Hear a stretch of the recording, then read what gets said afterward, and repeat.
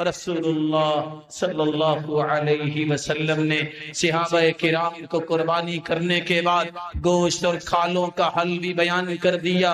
آپ گوشت کے 3 حصے کر سکتے ہیں، ایک اپنے لیے، ایک رشتہ داروں کے لیے، ایک فقراء مساکین اور سوال کرنے والوں کے لیے۔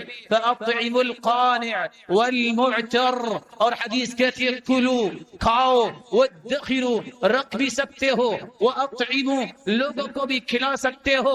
یہاں ایک ضروری بات جو آپ کے دل میں اتارنا چاہتا ہوں، پہلے کی طرح مومن عدل و انصاف پہ چلنے والا ہوتا ہے، وہ بات بھی کھری کرتا ہے، عمل بھی سیدھا ہوتا ہے۔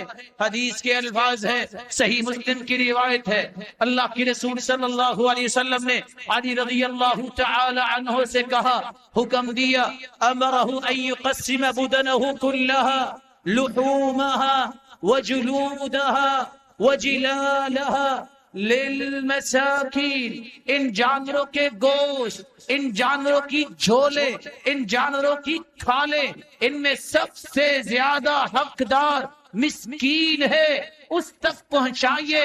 میری بات کو ذرا اچھی طرح سمجھ لیجئے، سب قابل احترام ہیں۔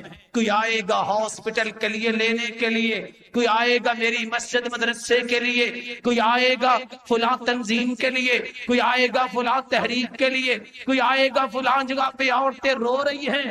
سب سے پہلا حق یہ ہے، مسکینوں کو دیجئے، رب کے دین کو نہ بدلیے۔ تحریکیں چلتی رہے گی، مدارس چلتے رہے ہیں، چلتے رہیں گے، رب کے نظام کو نہ بدلیے، اور سیدھی بات کیجئے۔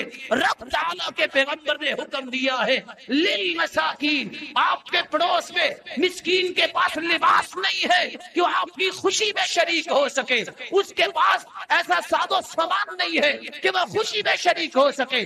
آپ کے نیبر میں، آپ کے دیہات میں، آپ کے شہر میں ایسے لوگ موجود ہیں جن کی باپرد بچیاں لوگوں کے گھروں سے پانی بھر بھر کے لاتی ہے، ان کا پہلے حق ہے، ان کو دیجئے۔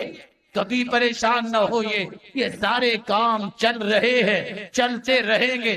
ٹاپ پریورٹی پہ مساکین کو کھانے پہنچائیے، مساکین کو گوشت دیجئے، ان کو خوشی میں شریک کیجئے۔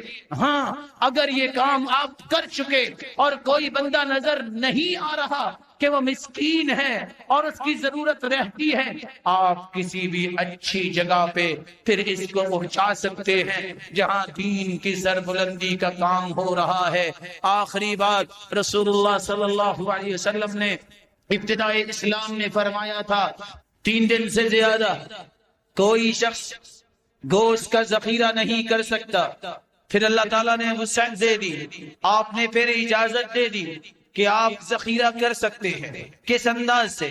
اگر آپ نے ایک کی بجائے 10 جانور کیے ہیں، فقیروں کو بھی دے دیا، مسکینوں کو بھی دے دیا، رشتہ داروں کو بھی دیا، بچوں نے بھی کھایا، پڑوسیوں کو بھی مل گیا۔ اگر آپ کے پاس بچ گیا ہے، آپ ذخیرہ کر سکتے ہیں۔ کلو من ذی الحجہ الى ذی الحجہ، ایک ذی الحجہ سے دوسرے ذی الحجہ تک اس کو کھایا جا سکتا ہے۔ سیدنا علی تشریف لائے، سیدہ نے کھانا پیش کیا، کہا یہ کون سا گوشت ہے؟ جواب ملا یہ قربانی کا گوشت ہے۔ کہا اللہ کے رسول سے پوچھ کے کھاؤں گا۔ اللہ کے رسول سے پوچھا، سلسلہ صحیحہ کی روایت ہے، آپ نے یہی لفظ بولے، کلوہ من ذی الحجہ الی ذی الحجہ، ایک ذی الحج سے دوسرے ذی الحج تک بھی کھایا جا سکتا ہے۔ اللہ رب العزت ہمیں ان مسائل کو سمجھ کے ان 10 دنوں کو گزارنے کی توفیق عطا فرمائے۔ وما علی الا البلاغ۔